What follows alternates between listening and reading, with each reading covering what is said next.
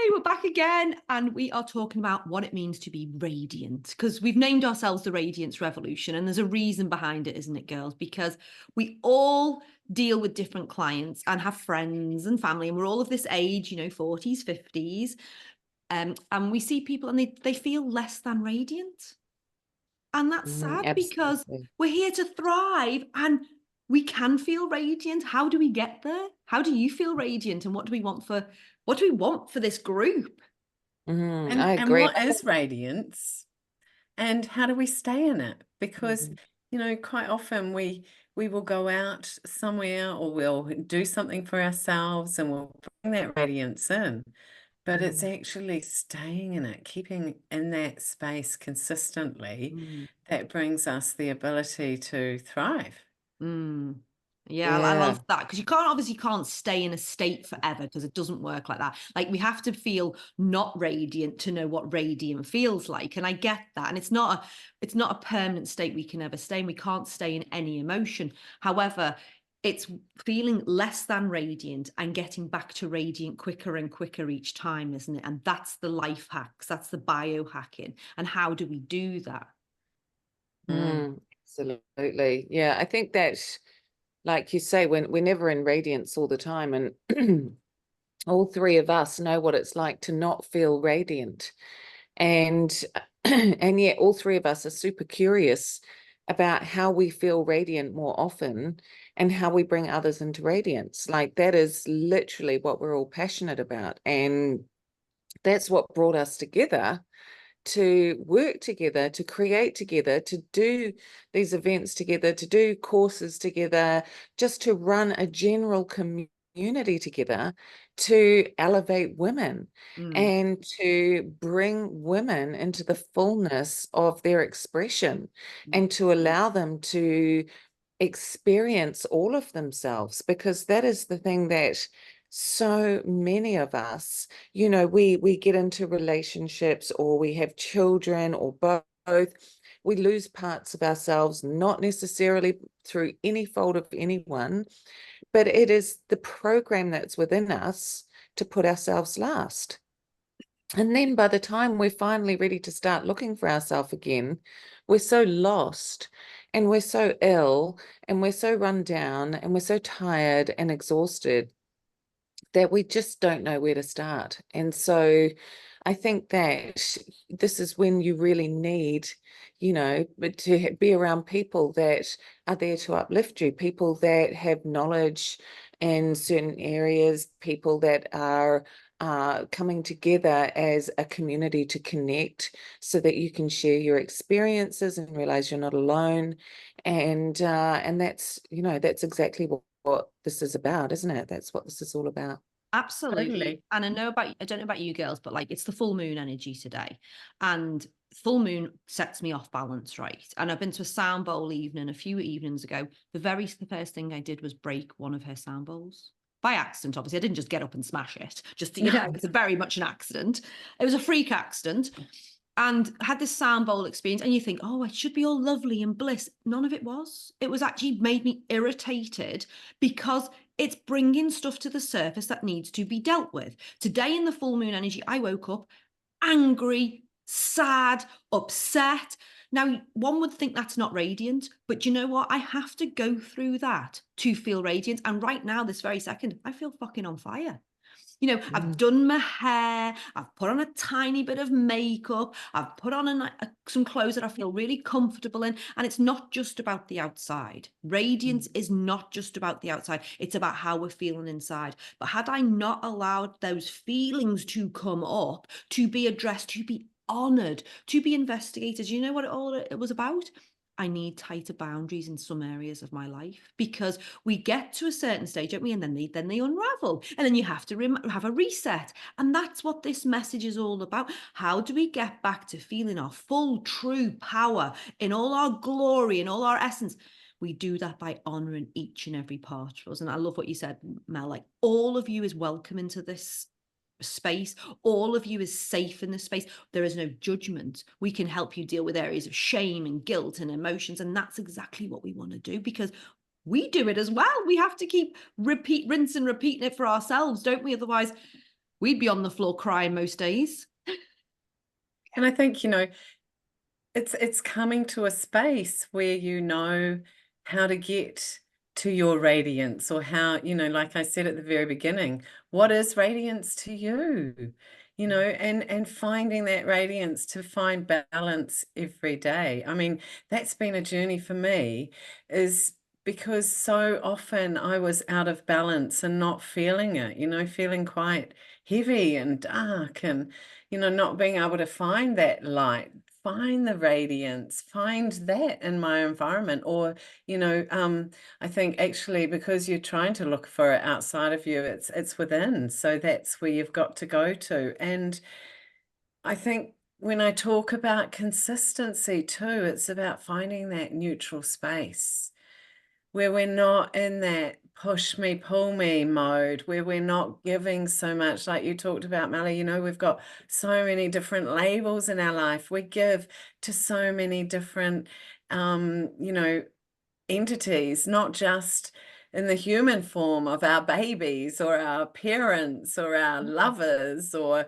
you know, but just in the entity of our business, of you know, thriving in life as well. So finding radiance right throughout our lives and keeping that, you know, that goal consistently, so we can live in our light, live in that fire. And if we don't, you know, I think one of the things we've got to do is find where we're going to find that light or that joy, and practice one of those things every day.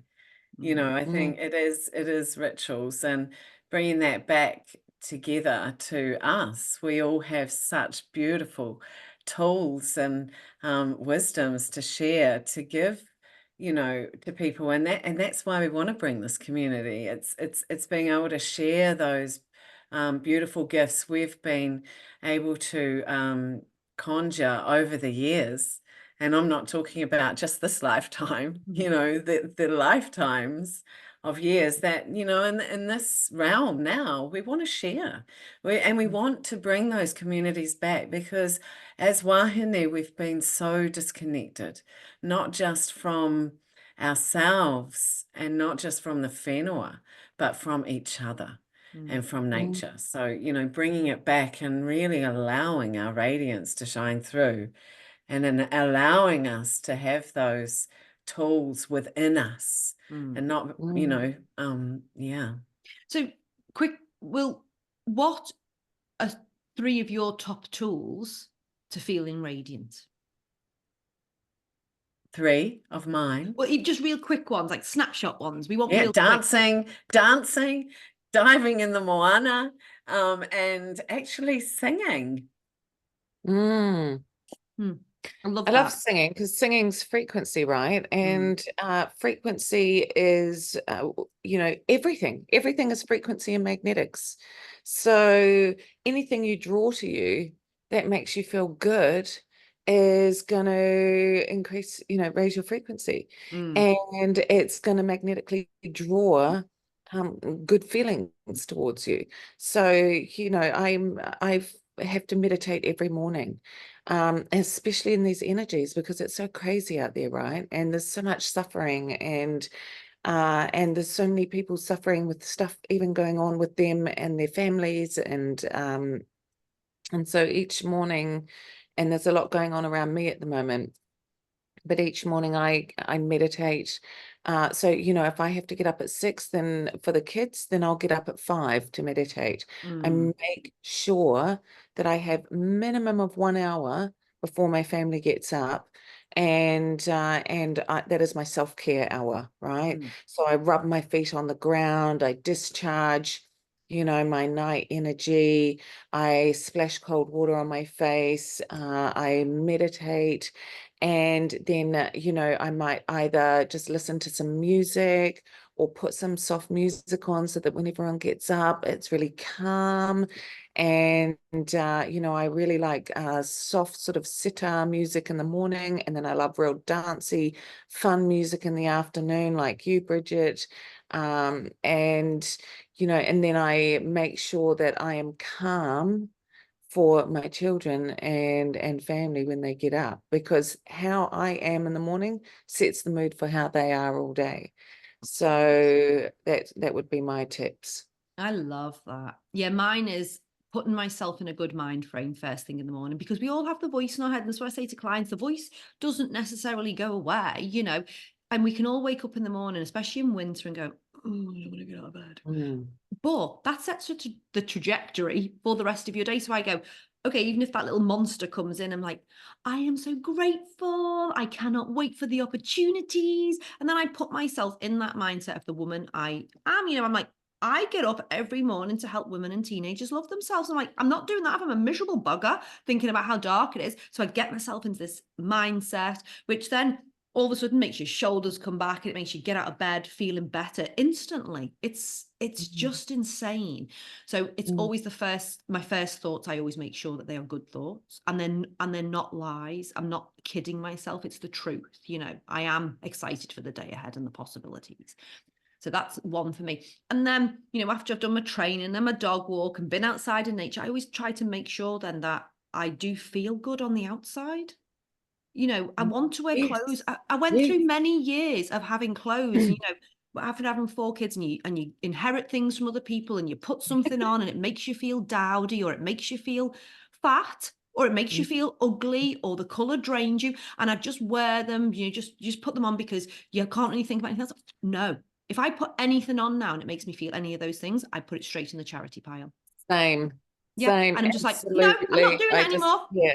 I'm not Even doing if it. I just put some mascara on, and do my hair, like I just make sure that I feel okay, and I always feel better on the inside when I've made a little effort on the outside. Totally. And that's it. Yeah. I love that. And so, you know, the morning thoughts, actually making myself feel okay and good, and, you know, and that kind of makes you feel a bit more sassy and a bit more with it. And then, as I said just earlier, addressing all of my emotions and allowing each and every one of them to come up. Sometimes it's really uncomfortable and I'm thinking, ooh, but I know if I don't address those emotions, it's going to bite me in the bum later. So I allow myself to feel it, and I come back to feeling radiant and feeling on a higher plane, shall we say, much quicker.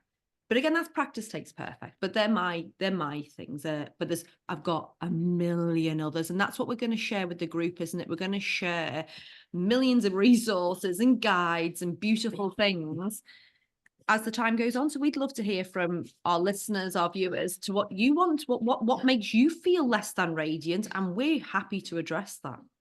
And what makes you feel radiant? Yeah, share tips. Totally.